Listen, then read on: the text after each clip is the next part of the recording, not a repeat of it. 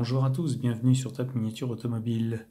Je vous avais déjà présenté il y a quelques temps l'Opel Manta 400 en version homologation car. Désolé pour l'accent. Je vous présente aujourd'hui chez Norev l'Opel Manta A GTE. C'est la version plus ancienne de la Manta.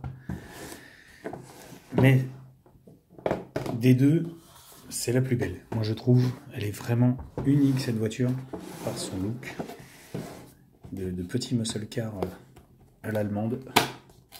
Elle est très jolie. Alors c'est Norev qui a sorti ça fait déjà quelques temps maintenant. D'ailleurs,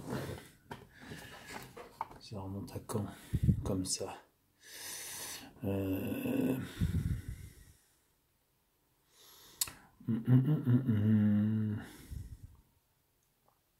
Non, c'est pas marqué. Bon, c'est pas grave. Mais en tout cas, la voiture, en tout cas, c'est 1975.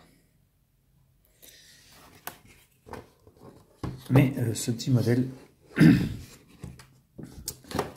m'a pas laissé indifférent, déjà par sa couleur verte, couleur typique des voitures des années 70, parce qu'à l'époque on n'avait pas peur de montrer sa différence avec des couleurs qui pètent,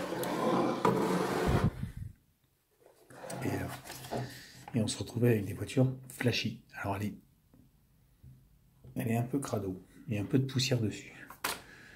Désolé, on va remédier à ça. Je vais déjà la sortir et on va remédier à ça. Donc, devise classique chez Norev.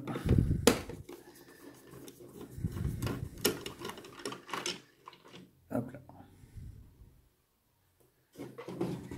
Avec le support qui reste accroché et l'autre support qui reste aussi accroché. Sur ce, il ne risque pas de se barrer. Voilà. Oups. Lui, en revanche,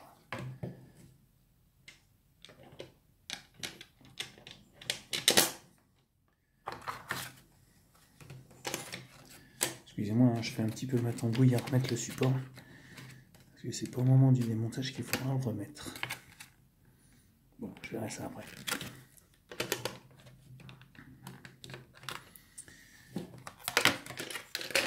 Hop. Allez, on y va. C'est parti. Donc, je vous disais, Opel Manta A en version GTE. Très beau look.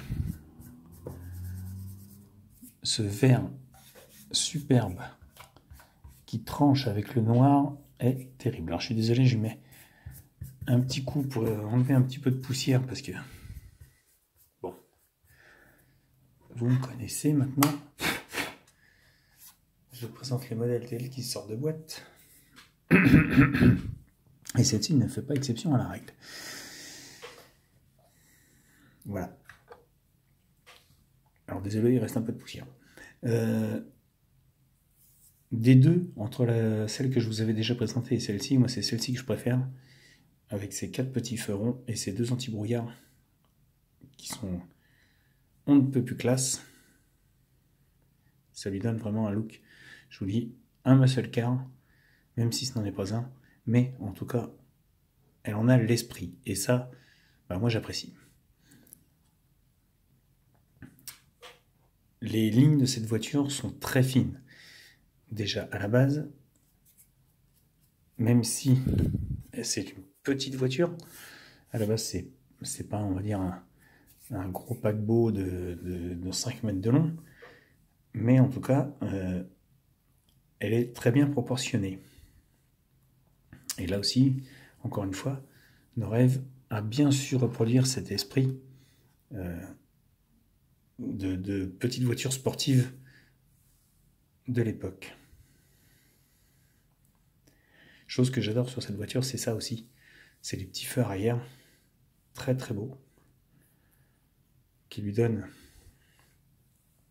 ce look inimitable. est racée. La double sortie d'échappement également n'échappe pas à la règle. La vue sur le train arrière et le pont arrière montre que c'est une petite sportive.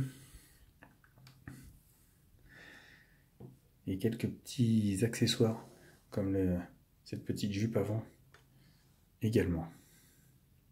Vraiment un petit look agressif avec ces petits phares là. On a vraiment l'impression qu'elle va bondir sur la route et c'est très très beau. La ligne noire, la GTE, qui tranche sur la ligne de la voiture, qui est reproduite sur le capot avec l'insigne Opel chromé. S'il vous plaît, messieurs, dames.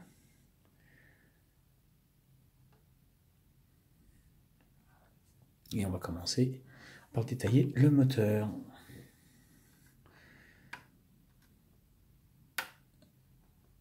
Alors, je ne sais plus dans comment il s'ouvre. La petite technique, comme d'hab. Voilà. On oublie rapidement que certains modèles peuvent avoir les ouvertures de capot inversées, comme celle-ci.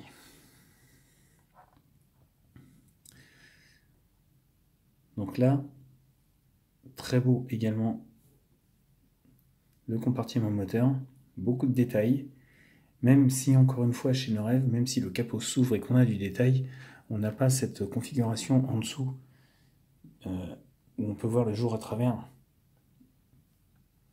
Mais au moins, ils ont le mérite d'avoir un capot qui s'ouvre et qui donne sur un moteur. C'est bien réalisé, c'est fin, c'est de très belles conceptions. On retrouve tous les éléments, alors bien sûr en version jouée, hein, du moteur, mais ils sont là. La batterie, le 4 cylindres, le collecteur d'échappement. On va dire un semblant de fabrication qui montre que c'est là. On a même les caches noires au niveau des ampoules. Pour si on veut jamais changer les ampoules éventuellement. Le radiateur est présent, quelques durites. C'est vraiment très bien fait. Donc la petite antenne en version repliée, les deux essuie-glaces très très fins. Bon oui, comme je vous entends déjà d'ici, ouais, il aurait pu faire la poussière. Oui, j'aurais pu, mais je ne l'ai pas faite. Là, on va arriver donc par l'intérieur avec le côté conducteur.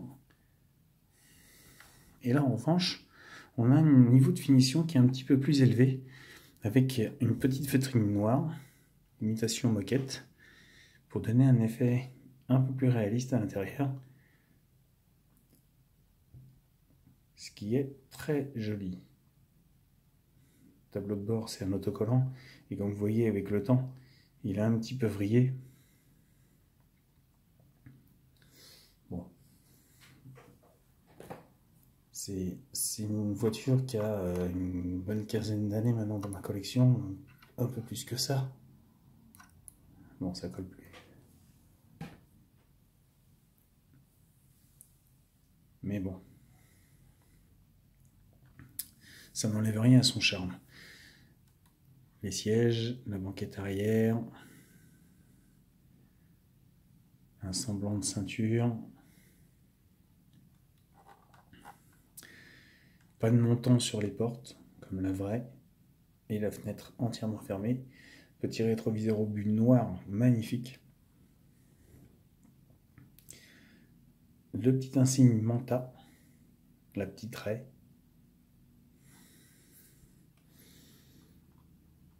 Et côté passager également.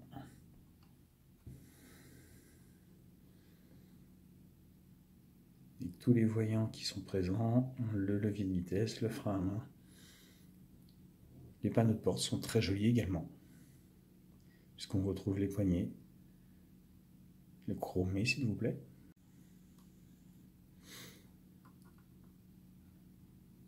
des petites custodes, des petites grilles d'aération sur les côtés, la trappe à essence, le coffre ouvrant. Rien de transcendant sur le excusez-moi, rien de transcendant sur le coffre, mais il s'ouvre, il est présent avec la petite attache comme l'original.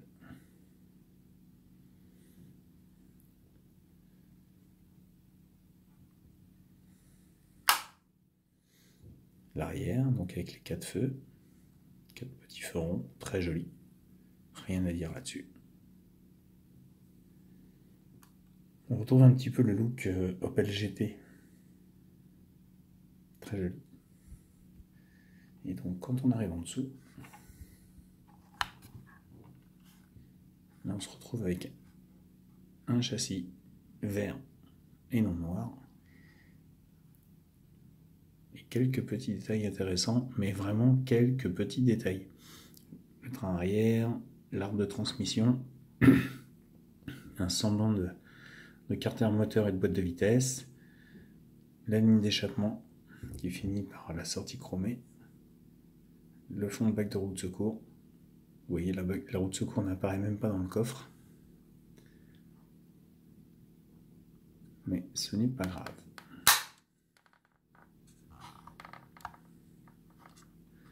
Je n'ai jamais fait attention. Vous voyez ce petit truc noir là, ce petit bitonio noir. Et ben en fait, quand on appuie dessus, ça ouvre. Alors attendez, parce qu'il faut que je trouve le bon angle sans rien casser. Hop. Ça ouvre légèrement le capot pour faciliter l'ouverture. Ingénieux, il fallait y penser. Pour vous dire que ça fait très longtemps que je ne l'ai pas ouvert, c'est que je m'en rappelais même plus.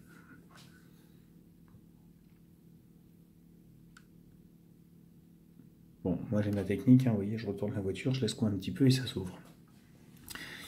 Les jantes, l'imitation jante Magnum américaine, sont très jolies. Les pneus, bien réalisés. Un semblant de train-vent avec une petite direction. Petite direction. Quand on prend sur le volant, il n'y a pas beaucoup de mouvement. Bon, ça c'est un petit pic à rêve, mais c'est pas grave en soi.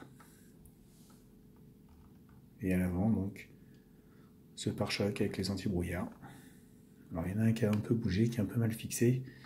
Je ne forcerai pas dessus. Mais la petite tranche de cette voiture est vraiment très jolie. À l'époque, c'était un modèle, je crois qu'il y a encore le prix sur la boîte, était de 42 €. Et c'est ça. Voilà, 42 €. Je ne me rappelle plus du tout où j'avais acheté ça. Mais en tout cas, j'ai bien fait de l'avoir acheté. Voilà. Moi, c'est vraiment un petit modèle, l'Opel Manta.